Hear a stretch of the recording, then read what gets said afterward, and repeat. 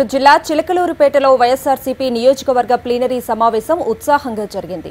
జిల్లా పార్టీ అధ్యక్షుడు మర్రి రాజశేఖర్ అధ్యక్షతన జరిగిన ఈ కార్యక్రమానికి పార్టీ అధికార ప్రతినిధి Ambati Rambabu, party MLA Gopireddy Srinivas Reddy, party నాయకురాలు సుచరిత సహా పలువురు నేతలు హాజరయ్యారు. ఈ సందర్భంగా పెద్ద సంఖ్యలో తరలివచ్చిన కార్యకర్తలను ఉద్దేశించి నేతలు ప్రసంగించారు.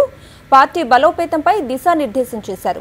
ప్రభుత్వ పాలనా తీరును ఎండగట్టారు. స్వచ్ఛమైన రాజకీయాల కోసం వైఎస్ జగన్ సాధ్యం కాని రుణమాఫీ హామీ ఇవ్వనని చెప్పారని, చంద్రబాబు మాత్రం మాయమాటలు చెప్పి అధికారంలోకి వచ్చారని నేతలు విమర్శించారు. లోకేష్ లాంటి వ్యక్తి మంత్రిగా ఉండటం రాష్ట్ర ప్రజల పాపమని ఎద్దేవా చేశారు.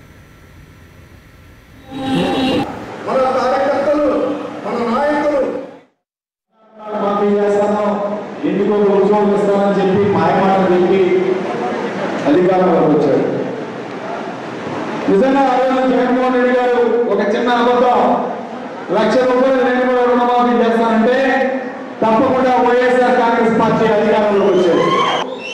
రాజశేఖర రెడ్డి గారు ఎలా పరిపాలించారో నేను కూడా అలానే పరిపాలించాలని చెప్పి జగన్మోహన్ రెడ్డి గారు ఆ రోజు అబద్ధం చెప్పకుండా ఎంతో మంది నాయకులు చెప్పారు. ఏమైనా ఒక చిన్న అబద్ధం అంటే కాదు, రాజకీయాల్లో సర్వసాధారణం అని చెప్పారు. అయినా సరే అలాంటి అబద్ధాలు ఆడమేను ఓడిపోయినా పర్వాలేదని చెప్పి జగన్మోహన్ రెడ్డి గారు రోజు తన మాట మీద నిలబడ్డారు. చెప్తారు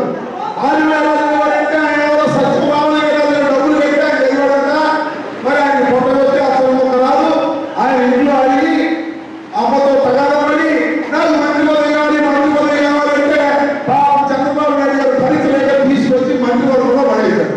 మంత్రివర్గంలో పడేసిన దగ్గర నుంచి ఏం మాట్లాడతాడో ఏం చేస్తాడో అర్థం కానటువంటి ఒక దౌర్భాగ్యమైన పరిస్థితిలో ఇవాళ రాష్ట్రంలో మంత్రిగా ఉన్నాడు అంటే నవ్వాలో ఎడవాలో అర్థం కానటువంటి పరిస్థితి.